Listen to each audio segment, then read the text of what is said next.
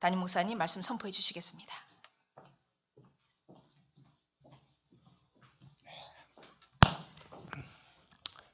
할렐루야. 네, 할렐루야. 네, 우리 하나님의 말씀을 한 번 더 읽겠습니다. 베드로전서 2장 13절에서 오늘 17절까지 같이 한번 읽죠. 인간의 모든 제도를 주를 위하여 순종하되 혹은 위에 있는 왕이나 혹은 그가 악행하는 자를 징벌하고 선행하는 자를 보상하기 위하여 보낸 종들에게 하라. 그 선행으로 어리석은 사람들의 무식한 말을 막으시는 것이라. 너희는 자유가 있으나 그 자유로 악을 가리는 데 쓰지 말고 오직 하나님의 종과 같이 하라. 윗사람을 공경하며 형제를 사랑하며 하나님을 두려워하며 왕을 존대하라. 오늘 말문에서 특별히 몇 가지를 얘기하고 있어요. 첫째는 이 세상의 정치 제도, 또 세상의 정권을 잡은 사람들, 이 사람들을 순종하라 하는 겁니다. 자, 이런 말을 들으면 우리가 참 쉽지 않는 어떤 생각들이 스쳐가요. 악한 정권이 있잖아요. 그리스도인을 핍박하는 정권이 있잖아요. 그 다음에 오늘 믿는 자를 압제하며 때로는 죽이는 그런 정권이 있습니다. 우리가 한 가지 기억할 것은 모든 정권은 그야말로 하나님의 주권 아래에 있다. 악한 정권이든 바벨로니아 정권 하나님 주권 아래에 있었어요. 페르시아 정권 하나님 주권 아래에 있었어요. 아시리아 정권 하나님 주권 아래에 있었어요. 무엇보다도 이 페르시아의 고레스 왕, 하나님 여호와가 세운 목자, 이런 표현까지 씁니다.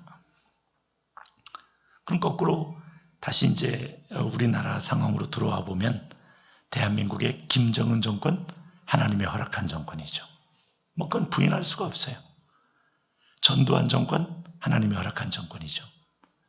우리나라의 그동안 백성들이 또 국민들이 뽑은 정권 다 하나님이 허락했다. 그 중에서 마음에 드는 정권이 있느냐? 그거하고 별개의 문제입니다. 내가 마음에 들면 괜찮은 정권이고 마음에 안 들면 나쁜 정권이고, 그것도 아니에요. 하나님 편에서 볼 땐 뭔가 악한 것도 우리는 잠언서 16장 4절 14장 너희가 하나님은 그 악한 것도 그 쓰임에 적당하게 하신다 하는 그 하나님의 주권적 어떤 섭리, 이것을 우리가 잊을 수가 없어요.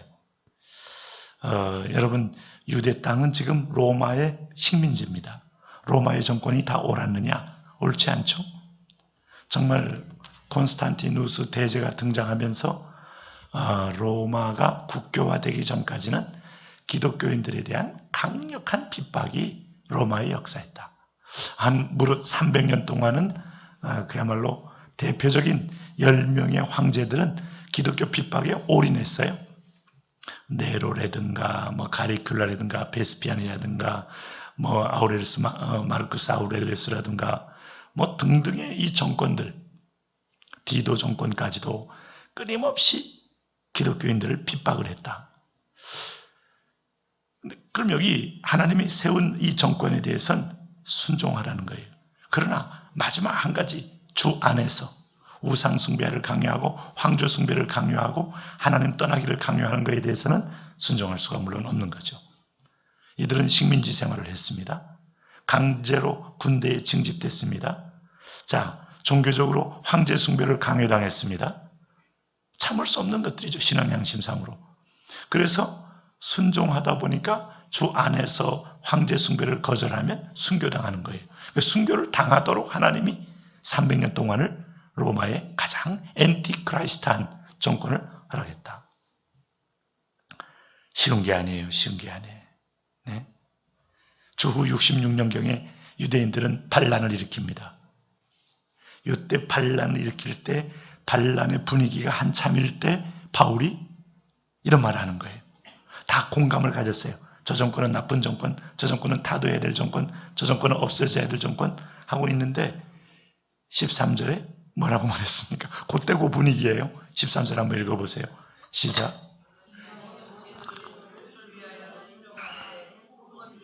14절.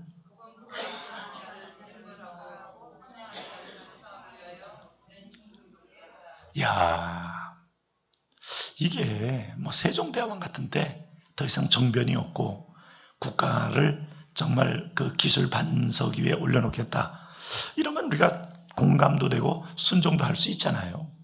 그리고 정말 양반 또 상민이라는 이 반상 제도를 혁파하면서 그야말로 장영실 같은 천민을 불러서 어떤 국가의 중요한 기술직으로 임명을 했다. 굉장히 혁신적인 거 아닙니까? 이런 왕 밑에서야 우리가 순종할 수 있죠. 뭐 경천애인이요, 뭐 그다음에 목민심서요, 이런 마음을 가지고 백성을 위해서 정사를 펼치겠다는데 얼마나 좋은 거예요.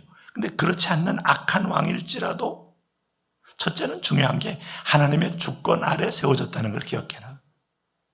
그 유명한 로마서 13장 1절에 권세는 위로부터 나지 아니함이 없나니, 모든 권세. 그럼 이게 그대로 가정에 적용되면 술 먹고 행패 부리고 두들겨 패는 남편에게 복종하라? 맞아? 야, 이거 어려워요. 어려워. 맞아 죽어라?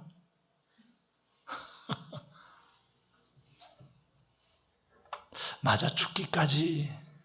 이제 로마의 정권에 그대로 비유하면 순교당하는 거예요.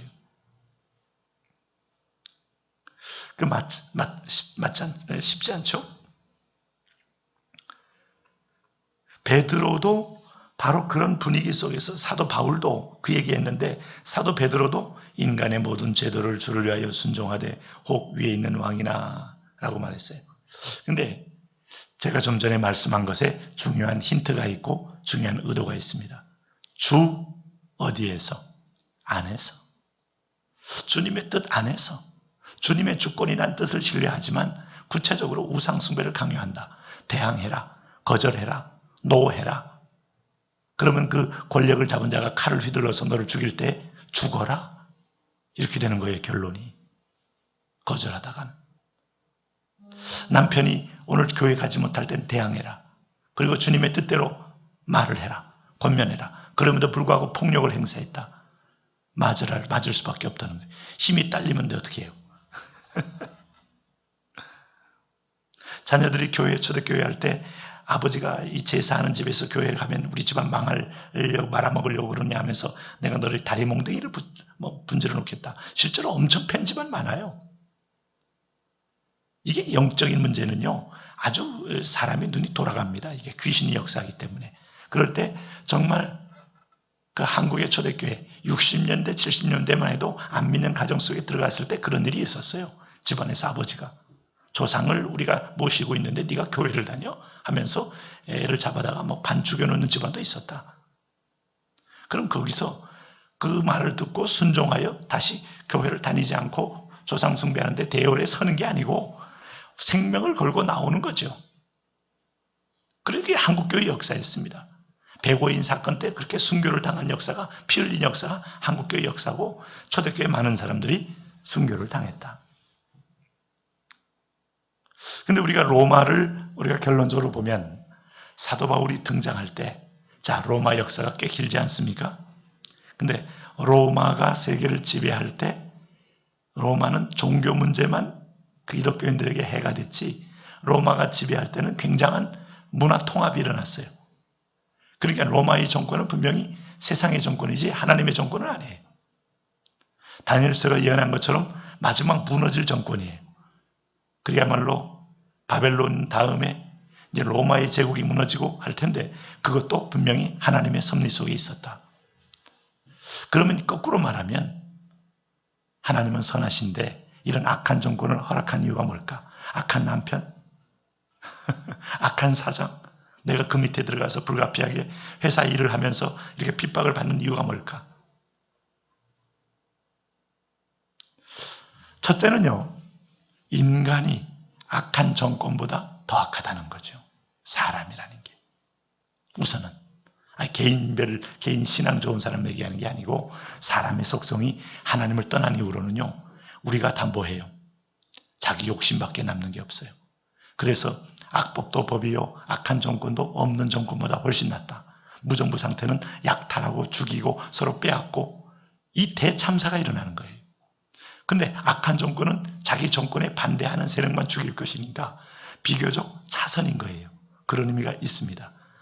아담이 하나님을 떠난 다음에 진정한 선한 통치자가 있느냐? 없습니다.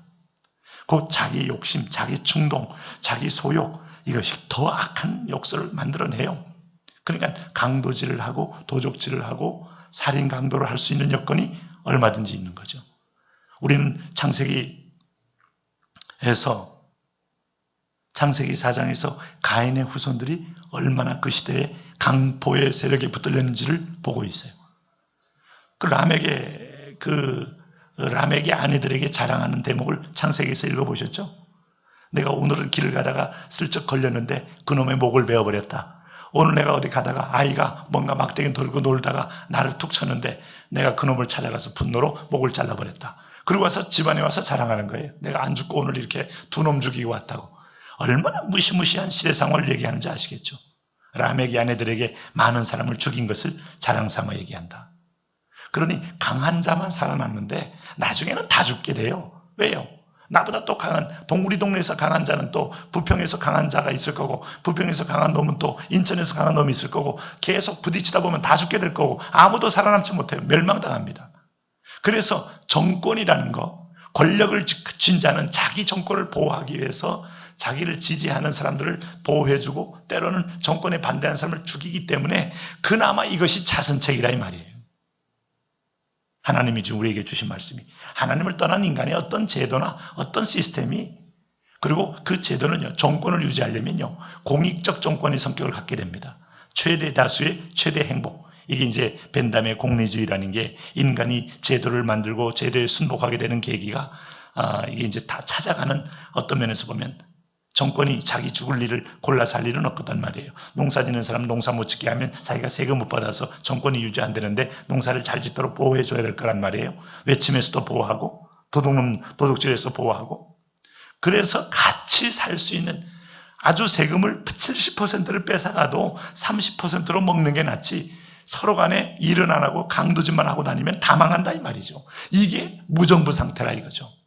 여러분 지금 뭐 미국이란 나라가 문명국가라고 말을 하지만은 지진 일어나고 뭐 하면 이 히스패닉과 흑인들이 쫙 다니면서 막 그 어려운 가운데도 그 막 슈퍼마켓 깨가지고 막 텔레비 가지고 나오고 막 거기 물건 가지고 나오는 거 보시잖아요. 지금이에요, 지금. 눈이 뒤집어져가지고 그 사람들은 남의 아픔, 남의 고통, 뭐 119에 뭐 데려다주고 뭐 비상 상황에 자기가 헌신합니까? 아니요. 그 상황에 주인이 총 맞아 죽어 있으면 들어가서 슈퍼에 가서 털어가지고 와요. 그러니 한번 상상해 보세요. 사람들이 힘 있는 놈들만 다니면서 전부 슈퍼 털고 돈 있는 집에 습격해서 죽이고 주인 금고 꺼내가고. 근데 돈을 쓸 데가 없잖아. 슈퍼 주인도 죽었고 다 죽었으면. 그러니 그런 무정부보다는 악한 정권, 독재 정권에도 있는 게 낫다, 없다. 낫다, 못하다. 낫다는 얘기를, 차선책을 얘기하는 거예요. 자, 전두환 정권이 그때 등장하지 않았다면 굉장히 위험했을 때입니다. 네? 우리가 삼김시대 이제 결과론적으로 보는 거예요. 뭐 제가 이 정권이 좋다, 잘했다 이런 평가가 아니에요. 근데 전두환 정권이 뭡니까? 보안사령관 했지. 그 보안사령관으로 정승화 계엄사령관을 치면서 그야말로 계엄 통수권까지 가져왔지. 그리고 그 정권을 가지면서 순식간에 새로운, 예전에 박정희 대통령이 쿠데타 일으켜서 정권 잡은 것보다 2배 정도의 파워가 셌어요. 그러니 언론 통폐합이니 뭐니 막 다 난도질 해가면서 국가를 완전히 다 재편했지. 근데 놀라운 사실은 전두환 정권 때 경제가 7% 내지 8% 성장했어요. 인플레? 경제 모르는 분이에요. 그분하고 한두 마디 해보면 경제에 대해서 아는 게 없어요. 근데 힘만 있어. 그래서 내가 그때 기억할 때 전두환 대통령이 담화문 몇 번에 물가 오름세 심리를 잡아야 한다. 그 말 때문에 사람들이 서슬퍼해가지고 값을 안 올리고 물가를 안 올리고 다 물가가 안정돼 버렸어요. 시장 원리도 서슬퍼른 말 앞에 다 순종했어요. 이야. 근데 오늘날 여러분 이렇게 상권이 분립되니까 참 민주주의 피로가 오잖아요. 피로가. 국회는 무슨 뭐 선진화법인가 하나 만들어가지고 소수당이 그저 장악을 해버리면 아무리 해도 법안 통과도 안 되고, 박근혜 대통령이 지금 4년 내내 울부짖는 게 뭐예요? 나도 그거 별로 안 좋아. 보기 안 좋아. 찌질이 같아. 근데도 불구하고 국회 선진화법 만들어 놓고 여당이 야당에 동의 안 해주면 아무것도 통과 안 되니까 아무것도 못한다고 하지만, 물론 대통령이 또 할 게 있지만은, 이야, 이게 사람이 법리적으로 상권분립이 최고의 어떤 면에서 민족 공익의 합의체라고 말하지만, 실제로 우리가 국회가 힘이 세지면서부터 되는 게 없어요. 되는 게 없어. 그러니까 이걸 개인별로 탁 풀어놔버리면 강도지 외에는 하는 게 없다 이 말이죠. 힘 있는 자만, 속이는 자만 다니면서 누가 근면성실하게 일하는 사람이 있느냐? 없죠. 그러니까 망한다는 거예요, 공통적으로. 그러니 악한 정권에도 있는 게 전체적으로 볼 땐 훨씬 더 공리민복에 유익하더라. 그래서 순복하라. 북한도 마찬가지입니다, 여러분. 김정은 정권 장성택이 처형시켜버리고 자기 고모 처형시켜버리고 다 했지만은, 그리고 한 100명 이상을 다 죽여버렸지만, 북한에서 정권에 혼란이 생겨보세요. 북한 주민들이 죽어납니다. 다 죽어나요. 농사가 됩니까? 아니면 무슨 건설이 됩니까? 직장이 돌아갑니까? 망해버리고 마는 거죠. 흡수통일? 그렇게 쉽게 되는 게 아니에요. 그래서 하나님이 허락해 주는 게 하나 있고, 두 번째는 하나님의 섭리적 의미가 있어요. 섭리적. 그 정권이 갖는 독특성, 독재는 독재의 기능성이 있어요. 민주주의는 민주주의의 기능성이 있고, 하나님이 그 기능성을 쓰는 겁니다. 인간이 만물보다 거짓된데 자기 욕심 외에는 실존적으로 남는 게 없는데 사람이 선을 행할 수 있다고 보세요? 아니, 불가능해요. 참 입에 올리기도 참 민망스러운데, 가끔 뉴스에 보면은 어떤 마을에서 정신지체한 소녀를 거기에 아저씨, 할아버지 누구든지 다 건드렸다. 이거 민망하잖아요. 도대체 이게 인간이냐 이게. 근데 그게 인간이에요. 그게 인간이라고. 얘가 어리석고 얘가 지능지수가 한 6살밖에 안 되는데 나이는 20살 되는 처녀라면 다 애들도 아이도 어른도 다 건드려서 그 아이의 인생을 파괴하는데 죄책감 없고 자기 욕심을 채우고 정욕을 채운다. 이게 인간이라니까요. 이게. 그러니까 인간을 그대로 풀어놓아 두면 안 돼요. 우리는 거룩한 긴장.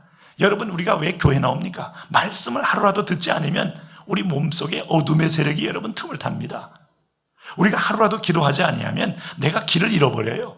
내가 주님의 얼굴을 안 보면 왕같은 제사장 그만두고 신자인지 뭔지 나는 누구인가 헷갈리기도 해요. 그런 인간이 죄의 체질이 있는 존재. 네? 성령이 견제하고 서로 간에 믿음의 식구들이 견제하고, 거룩한 견제죠. 공동체에서 견제하고 순에서 견제하고, 이렇게 공동체적 견제가 있을 때 우리가 조금 사람다워지는 모습을 보이는 거지. 국가도 마찬가지고 개인도 마찬가지다.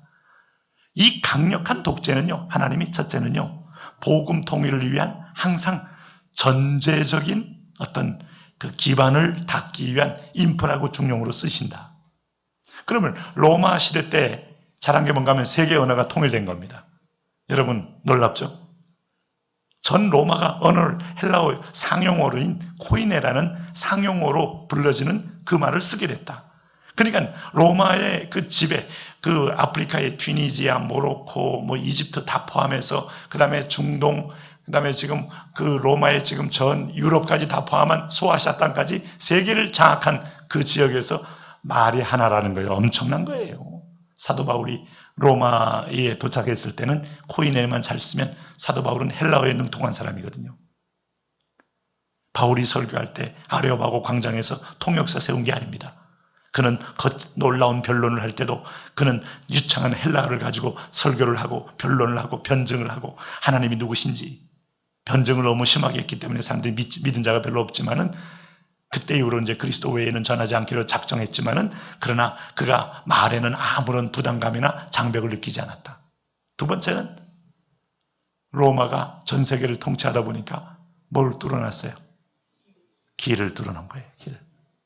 여러분, 이태리는요, 지금도 로마가 시대 때 뚫어놓은 도로를 쓰고 있습니다.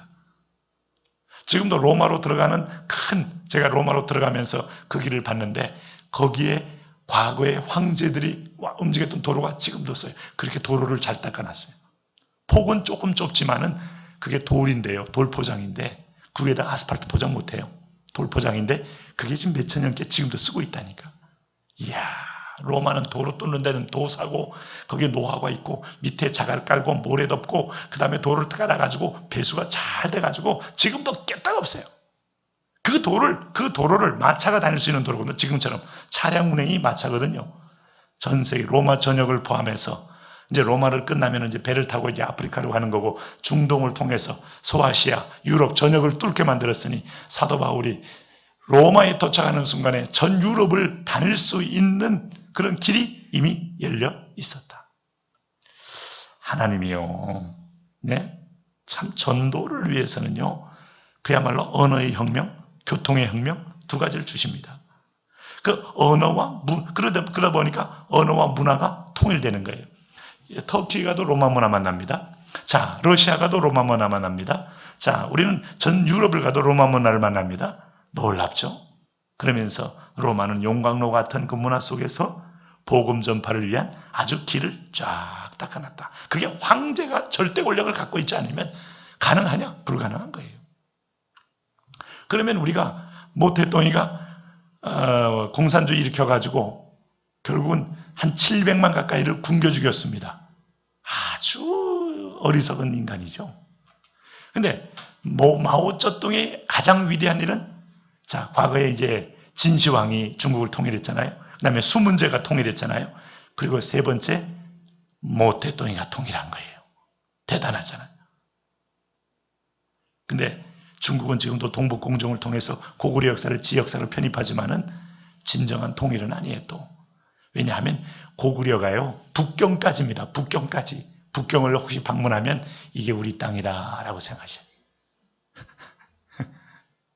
그래서 우리 중국이 그거 겁을 내는 거예요. 왜냐하면 수양제, 수문제 130만 대군을 보내어서 고구려를 치려고 했는데 이게 졌다는 게, 여러분, 당시에 130만 대군, 지금도 중국이 100만 대군, 120만 대군, 와, 상상이 안 돼요. 상상이 안 돼. 그 을지문덕 장군이 얼마나 탁월하고 얼마나 위대하고 우리나라 이 고구려가 얼마나 강성했다는 걸 알죠. 그러니까 우리나라는 이 사대주의 세계관에 다 이게 젖어가지고 고구려 역사를 너무 축소해버렸어. 우리가. 아니, 고구려 역사 찾아가봐. 북경 비롯해서 이 한반도가 대륙이에요. 앞으로 그걸 찾아야 돼. 할렐루야. 통일 대통령이 되면 고구려 땅을 찾을 준비를. 중국이 그럴까봐 지금 얼마나 막 고구려의 땅을 막 그냥 광개토왕비를 완전히 지나라 역사로 만들어 놓고, 내가 처음 방문할 때는 광개토왕비 노상이 그냥 노출돼 있었어요. 몇 년 후 가니까 거기다가 탁 그냥 집을 져놓고 유리를 딱 가둬놓고 그 다음에 유네스코에 등록해가지고 중국 문화유산으로, 얼마나 중국이 이 고구려를 갖다 두려워하는지. 고구려 트라우마가 중국에는 있다 없다 겁나게 있어요. 예? 우리나라 여러분 압록강 넘어보지도 못해요. 그러니 그 당시에 그럼 130만을 대항해서 싸울 만한 힘이 있는 속국이 있었나요? 없죠. 위진 남북조 시작해서 뭐 모든 나라를 중국이 통일했는데 한국에 와가지고 다졌습니다. 네. 이야, 그러면 우리나라가요, 역사적으로 보면 중국이 그 다 통일한 내중원의 세력만큼이나 막강한 파워가 고구려가 있었다는 거예요. 그때 나오는 고구려의 어마어마한 문물, 요동, 요하, 다 이게 다. 근데 모태똥이는 그 만주 땅까지 중국화시키면서 백두산 이남만 남겨놓고 통일을 시킨 유일한 중국의 통치자입니다. 수양제, 수문제 못했어요. 네, 그 다 죽었어요. 그리고 왜냐하면 그러고 나서 우리나라 사람이 쏜 그 활에 눈 하나 맞아가지고 애꾸댔다가 한 5년 후에 그게 병이 깊어져가지고 죽어버려요. 그러니까 얼마나 이 조선에 대한 근데 모태똥이가 어떻게 마지막 통일이 될 수 있을까? 우리가 물론 약화된 것도 있지만은 중국에서 이 공산혁명이 일어나면서부터, 그리고 문화혁명 10년 하면서 엄청나게 많은 사람을 또 죽이기도 하고, 중국의 문물 역사를 20년 이상을 뒤처지게 하고, 중국이 공산혁명만 안 일어났으면 중국은 아시아의 강자입니다.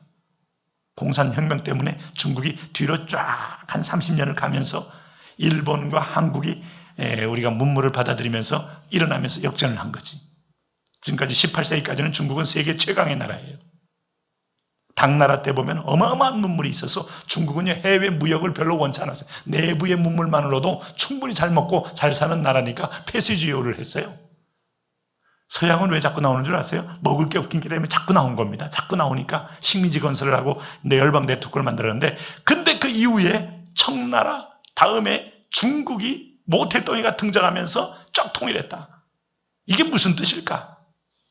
무슨 뜻이긴 로마와 똑같은 거예요. 언어를 통일했어요. 마오쩌둥이. 두 번째는 뭐예요? 미신을 타파했어요. 어마어마한 중국의 성황당, 박정희 대통령이 등장하면서 한국의 미신을 타파했습니다. 고속도로 뚫었습니다. 이게 하나님 편에서 볼 때는 선교적으로 필요한 거예요. 독재가. 우리는 독재를 개별적으로 뭐 지지하거나 좋아한다 말할 필요도 없어요. 아니, 등장하는 게 어떡하겠어요.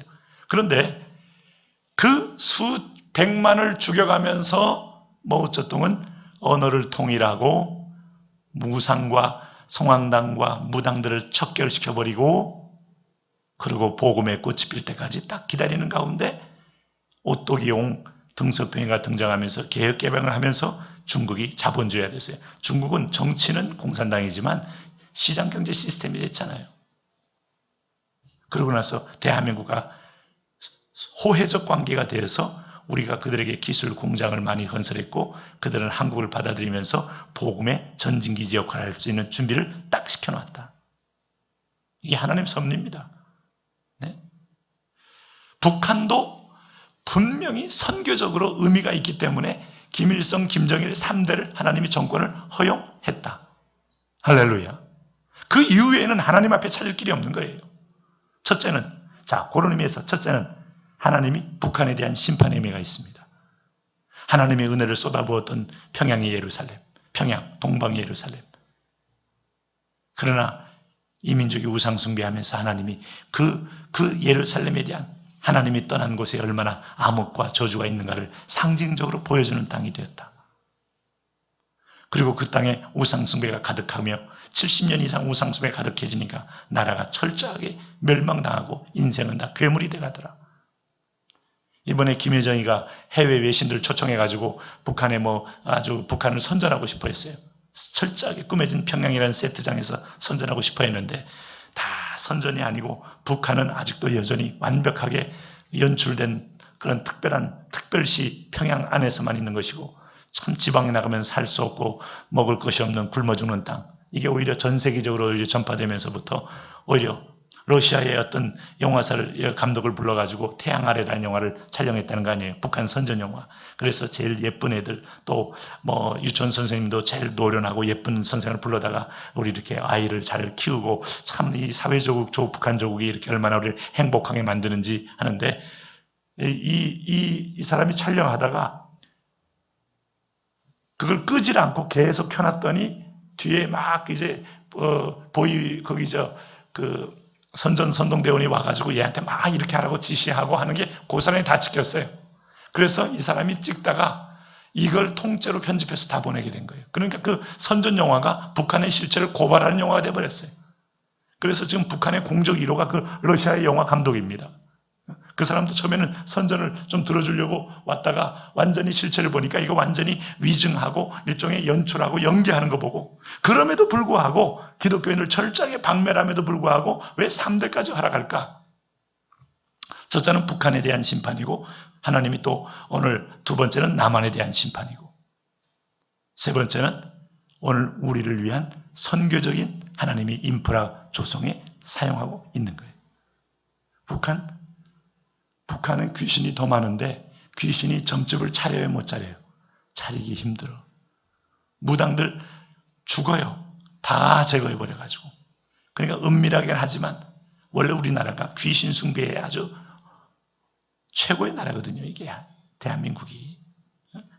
박정희 대통령이 여기 한번 싹 쓸어버렸는데 대체가 교회가 세워진 겁니다. 서울에는요, 불교, 천주교 그렇게 많잖아요. 서울에는 여전히 30%가 기독교인이에요. 네? 서울의 대한민국 수도에는요, 불교도들 존재감이 없어요. 근데 이게 막 우리 교회가 이제 너무 크니까 막 견제를 하고 공격을 하고 들어옵니다만, 그게 다 뭔가 박 대통령 덕이다. 여러분 그때 그 경부고속도로 지지하는 사람 아무도 없어요. 대통령 혼자만 했지. 야당들은 막 반대하고 국회에서 막 귀족도로다. 우리가 지금 차가 몇 대인데, 전 국민 차가 몇 대인데 고속도로를 어마어마한 세금을 고속도로에 혈세를 막 풀어놓느냐. 이것은 특별한 일부 특권층을 위한 도로다. 그 말을 들으면 맞는 말이야. 그때는. 근데 여러분 미래를 보는 눈이 없잖아. 항상 야당이 되면 야당은 미래를 본다 못 본다? 못 본다. 아니 안 본다. 그런데 독일 갔다 온 다음에 제일 먼저 고속도로 뚫은 겁니다. 고속도로는요, 박 대통령이 진짜 직접 다 그린 거예요. 그림도, 인터체인지도 그리고 그 노트 그린 게 나는 직접 그 노트 그린 그 사본을 봤어요. 이게 건설회사에서 맡긴 게 아니에요. 본인이 계속 헬리콥터 다니고 계속 헬리콥터 여러분 그거 잘못하면 떨어져 죽습니다. 그때는 막 건설부 장관이야. 본인이 막 계속 다니면서 이 산 뚫고 여기 다리 놓고 막 직진해서 이게 하나 막 거의 막 그리고 밤낮 없이 이걸 막 그림을 그려가지고 직접 현장 소장이 된 거예요. 그래서 이걸 전 세계에서 가장 짧은 시간 내에 420km를 완성해서 통과시켜버린 거예요. 그 다음에부터 한국 경제가 10%대로 성장하는 거예요. 고속도로 때문에. 근데 그거 딱 하고 나서 제일 먼저 엑스폴로 74가 열렸는데 엑스폴로 74 이전에는 대한민국이 일일생활권에는 꿈도 못 꿔요. 부산에서 서울 오는 거 여러분 꿈도 못 꿉니다. 내가 68년도에 완행열차를 타고 저 대전까지 가는데 하루 종일 걸려요. 70년대 고속도로 뚫리면서 부산까지 하루 만에 일일 생활권이 결정이 됩니다. 그거 CCC 그때 그 총무가 누구였는가 하면 홍정길 목사님이었어요. 그거 다니면서 전국 교회를 설득해서 한 번도 우리는 교회 연합을 해본 적이 없어요. 근데 우리가 빌리그리아 목사님 모시니까 우리 연합해서 이렇게 지역별로 집회합시다 해가지고 대학생 선거운동처럼 대학생 그 전도운동처럼 일으키는데 그게 대성공을 하는 겁니다. 고속도로 없었으면 불가능해요. 인프라가 안 걸렸으면. 경제와. 그럼 배후에 하나님의 영적인 것을 위하여 하나님은 정권도 쓰고 물리적인 것도 쓰고 모든 걸 인프라도 쓰는데 결국 본질적인 건 영적인 거예요. 그러니까 오늘 로마의 경우도 하나님이 로마 세계를 전도하기 복음화시키기 위한 하나님의 섭리로 허락하고 있는 것이니 황제 숭배라는 영적인 문제 외에는 다른 건 순종하는 것이 이게 너희에게 유익하다. 좋다. 여러분 그리고 로마가 그때 화폐를 통일합니다. 대한민국 그때 우상숭배 척결하고 그리고 나서 문화를 하나로 통일시키고 그러면서 인프라를 구축하고 경제를 성장시키고 하면서 복음의 급속도로 이제 전파될 인프라를 구축해 놓는 것이죠. 자, 이제 크게 생각해서 이게 하나님의 섭리고 두 번째는 하나님께서 따로 그 악한 정권은 악한 정권대로 심판하니까 너희가 너무 거기에 목매달고 거기에 너희가 역사의 주체자처럼 너희가 먼저 그렇게 피 흘리지 말아라. 당한다. 아프다. 고통이다. 로마서 13장 1절에 각 사람은 위에 있는 권세들에게 굴복하라. 권세는 하나님께로 나지 않음이 없나니 모든 권세는 하나님의 정하신 바라. 이 말은 하나님이 그 권세의 출발도 정하시지만 하나님이 그 권세에 뭐도 정하신다? 마지막도 정하신다. 그러면 북한 정권도 끝날 날이 있다. 우리의 박근혜 정권은 이제 곧 끝나는 거니까, 그건 이미 헌법에 정해진 거니까 끝나는 걸 보지만은 저렇게 영구집권하고 있는 아주 젊은 김정은일지라도 하나님의 때가 이제 어느 정도 차고 하나님의 섭리가 오면 끝나지게 된다. 김일성이 죽었잖아요. 김정일도 죽고, 김정일은 여러분 아버지보다 더 살 줄 알았더니 뭔지 밤낮을 거꾸로 살아서 그런지 일찍 죽었잖아요. 김정은이도 분명히 정한 때에 떨어져 나간다. 중요한 건 하나님이 세상을 여전히 통치하신다. 할렐루야. 이집트라는 정권, 아수르라는 정권, 바벨론이라는 정권, 페르시아라는 정권, 로마라는 정권, 역사 속에 등장했던 세계적인 제국이 다 멸망당하고 흔적도 없이 사라져버린 것도 하나님이 그 시대에 정한 때에 정한 사형은 연한이 차서 명멸을 하게 된 것이다. 그렇다면 그 정권에 대한 잘못된 일에 대한 것도 하나님이 심판한다. 예를 들면 여러분, 아시리아가 잘못한 건 페르시아가 심판하잖아요. 네? 바벨론이 잘못한 거 아수리아, 페르시아가 심판하고, 페르시아가 잘못한 건 아시리아가 심판하고, 서로 간에 막 들어가서 초토화시키는 겁니다. 그 왕족들을 막 몰살해버리는 겁니다. 그러니까 이게 악한 돌을 들어서, 악한 칼을 들어 악한 정권을 또 멸하시는 거예요. 그러니 여러분, 지금 김정은 것도 하나님에 대해 대적하여 얼마나 악행을 많이 했기 때문에 저 3대도 분명히 하나님이 또 다른 어떤 세력이나 정권을 통해서 심판할 수 있는 거죠. 네? 지금 여러분 핵무기를 붙들고 고수하고 있으면서 유엔이 제재하게 되니까 공식적으로는 지금 러시아도 제재하고 중국도 제재하고, 특별히 스위스가 동참했어요. 스위스가 비밀 계좌에 돈을 묶어버렸어요. 그러니까 돈을 쓸 수가 없는 거죠. 굉장히 힘들겠죠. 맨날 같이 사치품 수입해다가 우리 간부들에게 나눠주면서 선물 정치, 또 이렇게 직할동치. 김정일 때는 이 평양 200만 시민만 있으면 우리는 끄떡없다. 나머지 다 죽어도 된다. 이런 미친 소리를 한 거예요. 그만큼 200만 사람들은 철저하게 몇 단계에 걸쳐서 50 정도의 계급 차이를 세 번 해놨습니다. 거기에 해마다 봄, 가을 되면 그 계급에 안 맞는 사람은 그 지방으로 추방합니다. 이게 좀 끼미가 이상하거나 좀 문제가 있으면. 그러니까 평양 사람은 절대로 쿠데타나 반란 일으킬 여지가 없는 거죠. 네? 이 사람들만 있으면 우리 조선은 건재하다. 그러니까 나머지 굶어 죽어도 된다 하는 그런 생각을 하고 있었는데, 그러기 전에 본인이 죽어버렸죠. 그러고 나서 김정은이가 정권 잡으면서 여전히 200만 중심은 그래도 배급을 해줘야 되고, 자기가 아주 아끼는 가장 핵심 100명 정도는 아주 고액의 선물을 해마다 줘야 되는데, 그걸 주지 못하도록 스위스가 딱 동결해버렸으니 지금 굉장히 이제 갈급해질 거예요.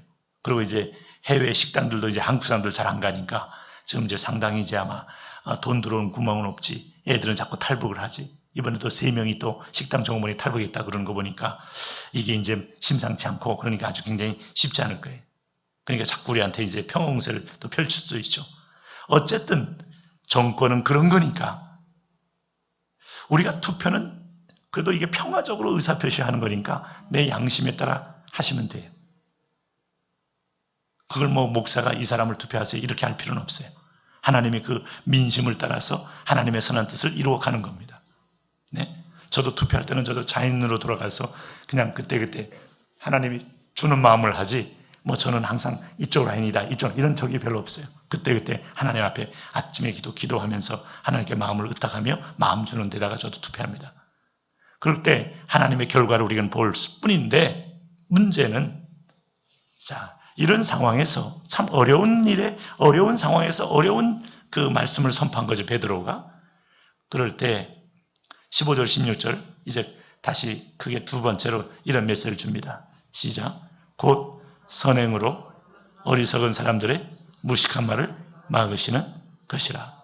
자, 이 사람들이 하는 일은 뭐냐? 정권 잡은 자가 악행하는 자를 징벌하고 선행한 자를 포상하기 위하여 보낸 총독들이다. 그러므로 그 외에 실정법이나 공중도덕이나 공익을 위한 모든 법들은 같이 지켜야 같이 공존한다, 공생한다, 함께 산다. 이걸 무시했다가는 함께 죽는다. 그러므로 사회적 질서는 하나님이 허락한 정권에게 위임된 거다. 경범죄를 범하든 어느 중범죄를 범하든 그것은 그리스도인들이서 범해서는 안 된다 하는 걸 자꾸 강조하는 거죠. 그래서 사회적 질서에 앞장서라. 너희가 사회적인 법규를 잘 지켜라. 그러면서 오늘 이 반란 기운이 가득한 이 분위기 속에서 그러면 그리스도인들은 진정으로 추구할 대목이 뭐냐 했을 때 16절 한번 같이 보십시오. 16절 시작. 너희는 자유가 있으나 그 자유로 악을 가리는 데 쓰지 말고 오직 하나님의 종과 같이 하라. 우리에게 있어서 선택의 자유, 혁명할 수 있는 자유, 우리가 정권을 타도할 수 있는 자유 다 있지만은 너희가 오늘 그 얘기를 하는 거예요. 자유가 있으나 그 자유로 악을 가리는 데 쓰지 말고 오직 하나님의 종과 같이 하라. 이 말은 분명히 하나님의 뜻을 깨닫고 그 뜻에 순복해라. 오늘 큰 그림으로는 국가적인 하나님의 섭리에 대해서는 이렇게 하나님이 전체적으로 주 안에서의 순종을 한 번 더 강조한 셈이죠. 그러나 내가 개별적으로 갖게 된 많은 자유들, 이 자유를 어떻게 쓸 것인가? 자, 여러분, 이게 이제 쉽지 않아요. 예레미야 34장 10절에 보면 이 히브리 남녀노비를 놓아 자유케 하고 그 동족 유다인으로 종을 삼지 못하게 하라 라고 말씀한 자유의 법이 있는데, 그럼 그 자유를 받은 사람은 어떻게 할 것이냐? 결국 사람에게 변화되지 않는 자유는요, 자유를 준 것 자체가 사람을 타락하게 만듭니다. 범죄하게 만듭니다. 그러므로 우리가 하나님의 그 자유의지, 이게 아담이 하나님을 떠나는 기회로 삼았다면 오늘 우리는 다시 이 자유로 방종하지 마라, 악행하지 마라, 오늘 오버하지 마라는 말은 참으로 너의 양심을 이끄실 그 하나님의 뜻을 알고 복종해라. 그 뜻은 어떻게 하는 겁니까? 머리로만 아는 게 아니에요. 가슴으로 알아야 될 때 그 바로 성령의 인도를 받아라. 육체의 소욕은 하나님의 뜻을 우리가 떠나지만 성령의 소욕은 하나님의 뜻을 이루게 하는 것이다. 할렐루야. 네.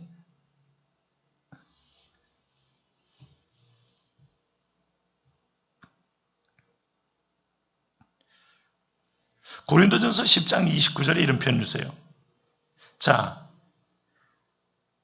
친구 중 아무나 순종하는 것을 금치 말라. 양심의 자유를 얘기할 때 내가 말한 양심은 너희의 것이 아니요 남의 것이니 어찌하여 내 자유가 남의 양심으로 말미암아 판단을 받으리요. 율법에서.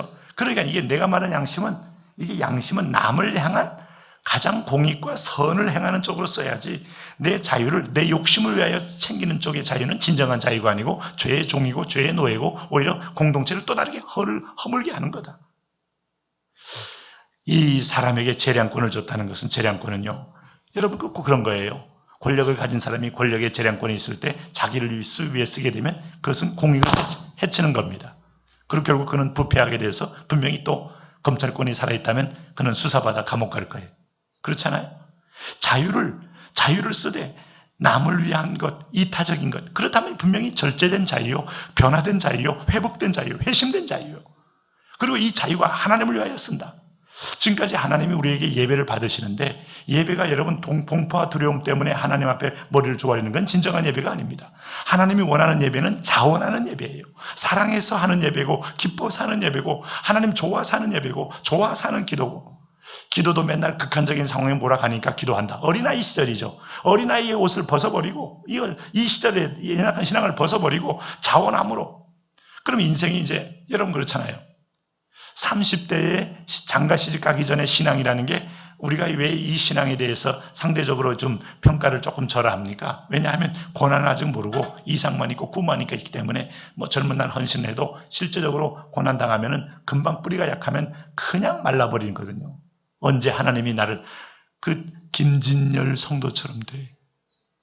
에이, 절로 가버리자. 괘씸했다는 거 아니야. 하나님이 괘씸했. 내가 그렇게 학생 때까지 회장도 하고 교회 와서 열심히 살다시피 했는데, 교회 와서 살다시피 하면 공부 안 돼요.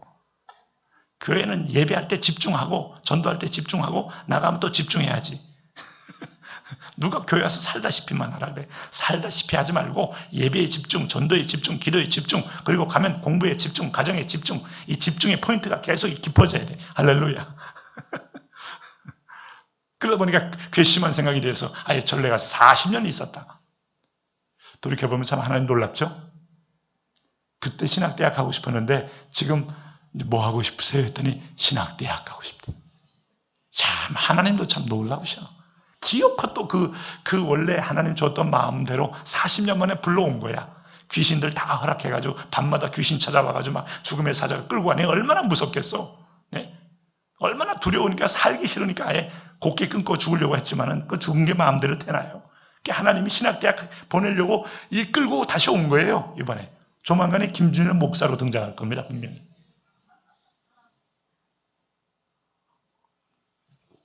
근데 그분이 불교를 40년 연구하면서 불교를 폐륜의 종교라고 그랬잖아요. 폐륜의 종교. 그거 한번 들어봐야 되지 않아요? 제대로 본 거예요. 귀신 소굴이라고 했잖아요. 귀신 소굴. 귀신을 얼마나 많이 봤으면. 제가 물었잖아요. 당신은 40년 내내 전국의 유명 사찰을 다 영험이 있는 절이 어디요? 이 말은 가서 기도하면 응답받는 절이 아니고 내가 물은 게 왜 물었겠어요? 이 정보를 얻어서 귀신을 잡으려고. 거기가 귀신이 세다 이 말이에요. 세다 이 말이에요. 근데 통도사가 아니에요. 법주사가 아니에요. 해인사가 아니에요. 그런 건 다 땡중들만 있는 거야. 땡중들. 이게 땡중들은 뭐냐면 귀신 안 만나고 혼자서 그냥 신도들 불러다가 저기 시주나 받고 그냥 거기서 그냥 적당히 노는 땡중들만 있는 거야. 진짜 중은 귀신하고 같이 사는 게 진짜 중이에요. 근데 영험이 있는 게 강화도에 하나 있고 상원사에 하나 있고 저쪽에 하나 있는데 한 3군데가 영험이 있대. 거기 가면 귀신 만나는 거야. 그러니까 우리가 땅받기를 해도 제대로 해야 되겠죠. 거기를 장악을 해버려야 돼. 그리스도 이름으로. 할렐루야. 다른 거 아니에요. 그래서 지난번에 우리가 한번 수련회 한 적이 있어요. 한 6년 전인가? 강화도에 갔다가 끝나고 난 날 쫙 전부 저는 그 자원에서 이제 아무데나 그때 끝나고 오전에 끝나면서 다 흩어졌는데 우리 몇몇 사람들은 한 그룹이 돼서 거기 이제 강화도 전등사로 갔더니 진짜 전등사 가니까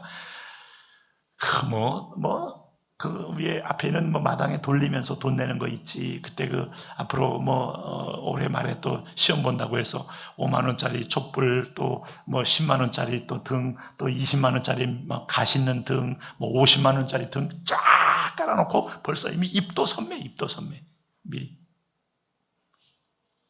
왜? 효험이 있다니까. 귀신한테 가서 지혜 좀 달라고 다 50만 원짜리 기꺼이 등 하나씩 사가지고 내 이름으로 걸어놓으면 그게 귀신이 흔들흔들거리는 거 보면서 이렇게 역사해 주나 보지. 근데 모든 건 중요한 것은 귀신들이 아무리 몸부림해도 하나님이 딱 장악하면 된다 안 된다. 안 된다. 그래서 우리가 그리스도 이름으로. 이분이 앞으로 정보가 많으니까 앞으로 이제 이분이 40년 있었으니까 북한에 이제 거의 정찰 총국에서 근무하던 분이 귀순한 거니까 제가 좀 잘 듣고 그래서 이제 7월 중에 한 번 돼요. 또 오시라 그랬어요. 당신이 말했던 6가지에 대해서 자세하게 이제는 우리 성도를 향하여 강의해달라. 이게 왜 귀신 소굴이었고 왜 폐륜의 종교였고 왜 사망의 종교였는지를 이제 당신이 체험한 그대로를 얘기해달라. 근데 여러분 그 양심을 거기다가 40년을 팔아먹어요? 하나님의 은혜가 크지. 그래도 불렀잖아. 안 죽고 불렀잖아. 웬만하면 달에 하나씩 불어주고 옵니다. 안 하고 그냥 불렀잖아 하나님이. 할렐루야. 이거 은혜입니다. 은혜. 우리가 양심을 가지고. 그래서 하나님이 원하시는 게 뭐냐.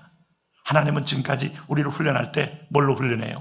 신명기 8장에 보니까 하나님이 우리를 연단할 때 하루하루 훈련하는데 참 보니까 마침내 너를 복을 주기 위함인데 조금만이라도 내 안에 가능성이 있으면 내 능과 힘으로 했다 할까 하여 하나님을 떠나니 이것이 인생을 고치기 위하여 내 능과 힘으로는 아무것도 할 수 없다는 걸 자꾸 고백하게 하기 위해서 40년을 광야에서 훈련했다는 거예요. 광야에서 아무것도 내 힘으로 얻을 것도 없고 마실 것도 없고 여러분 입을 것도 없는 땅에서 하나님만이 공급자임을 체험하게 하는 자리가 광야거든요. 근데 그 뜻을 잘 몰라.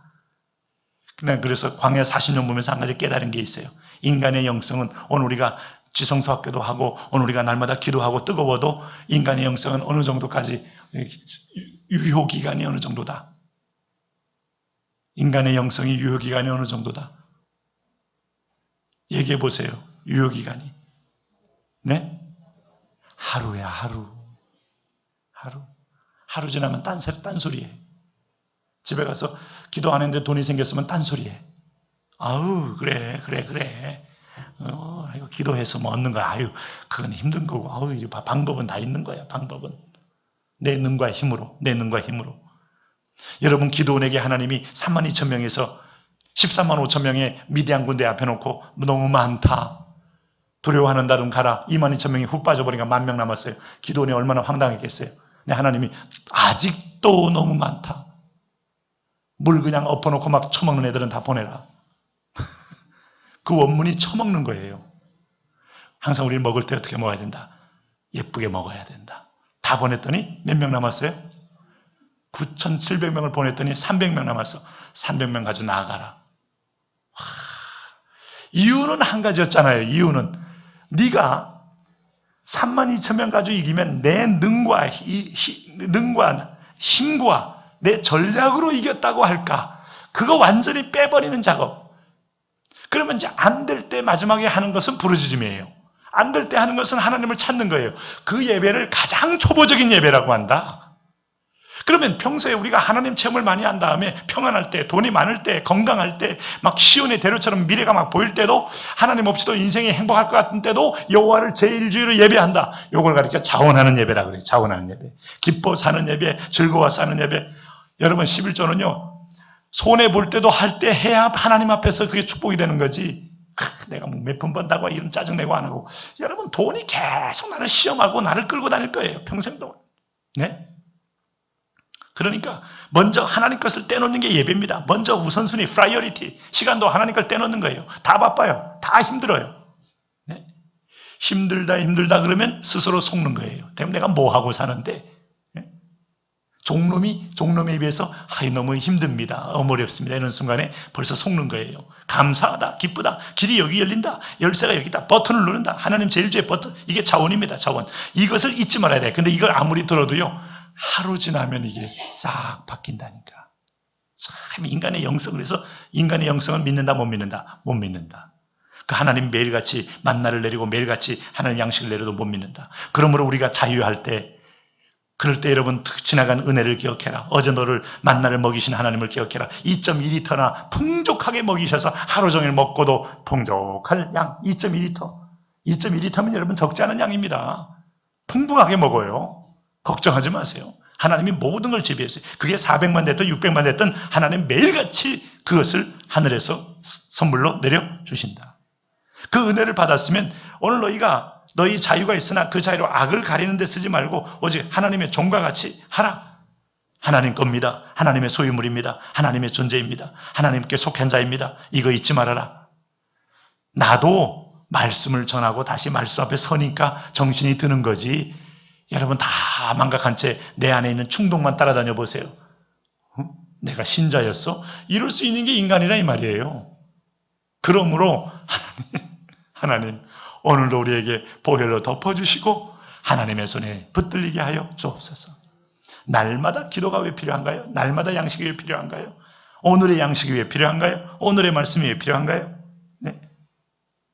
그래서 이 소망 가운데 하나님과 뚫고 있으면 악한 정권은 악한 정권대로 하나님이 정하신 기간에 하나님이 다시 걷어버릴 때가 있을 것이며 너를 힘들게 하는 세력이든 너의 대적자든 하나님이 다 쓰임에 적당하게 하다가 때가 되면 다 걷어버릴 것이며 그리고 그들이 행했던 악행은 그냥 통과가 아니라 그 악행대로 내가 따로 심판할 것이며 너는 항상 기회를 얻든지 못 얻든지 오늘 하나님 앞에서 너희의 주어진 자유를 주 앞에 예배하는 자유로 일로서 예배합니다. 공부로 예배합니다. 봉사로 예배합니다. 헌신으로 예배합니다. 오늘 예배로 예배합니다. 우리가 모든 것을 하나님을 향한 예배의 기회로 삼아라.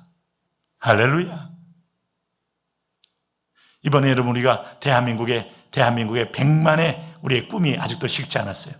이번에 여름에 주님의 영 집회를 하는데 100만에 위축되는 게 이게 보니까 우리가 잠시 교회를 하는 이유가 자꾸 2천, 3천씩 막 적자가 나니까 그것도 너무 버든이 오니까 그럼에도 불구하고 이번에는 이제 광림수양관에서 근데 거기는 장소가 좁아요. 한 20명만 모이면 꽉 차는 자리인데 거기에 이제 우리가 이번에 합니다.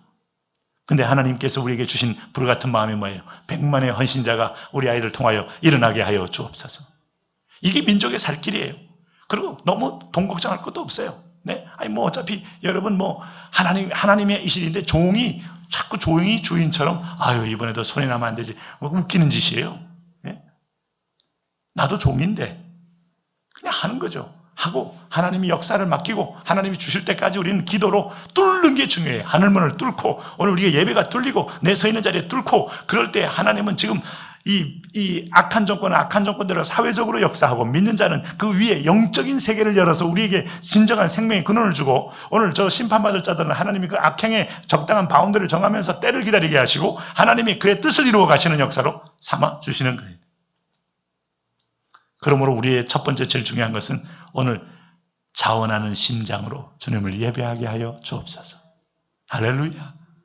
이 자유가 주님을 높이는 자유, 이 자유가 자기 쾌락을 위하고 자기 정욕을 위하고 속는 자유입니다. 죄의 종이 된 자유인데 하나님의 종이 된 자유는요 예배하는 자유요, 증거하는 자유요, 말씀을 순종하는 자유요, 하나님의 마음을 잊고 그 앞에 뜻에 맞게 나아가는 자유요. 할렐루야. 그런 승리자 되게 하여 주옵소서. 우리 한번 같이 오늘 기도하겠습니다. 제가 먼저 기도하고요. 우리 전사님이어서도 계속 기도할 텐데 여러분 한번 주여 한번 크게 3번 한번 부르시고 오늘 하나님 말씀을 주신 대로 인도하여 주옵소서. 기름 부어 주옵소서. 오늘도 하나님 우리가 수많은 역사의 하나님 명멸을 보면서도 하나님 손에 있음을 믿습니다. 전능자의 손, 내 인생도 전능자의 손, 내 자녀도 전능자의 손에 있습니다. 특별히 또 내일 우리가 전도 초청 수요 저녁을 예비하고 있는데 많은 지체들이 주 앞에 와서 음성 듣고 말씀 듣게 하여 주옵소서. 하늘문을 환하게 열어 주옵소서. 우리 한번 주여 크게 부르고 주여 한번 3번 부르고 우리 오늘 말씀 기억하면서 주님 이 자유가 성령의 자유가 되게 하옵소서. 성령이 말하게 하심을 따라 말하고 성령이 기도하게 하심을 따라 기도하고 성령이 예배하게 하심을 따라 예배하고 성령이 선종하고 성령이 봉사하고 성령이 전도하게 하심을 따라 전도하게 하여 주옵소서. 성령이 이끄시는 대로 자녀 사랑, 남편 사랑, 가정 사랑, 오늘 내 일터의 사랑 주여 이걸로 인하여 하나님의 뜻이 나로 인하여 이루어지게 하여 주옵소서. 우리 주여 3번 부르기도 합니다.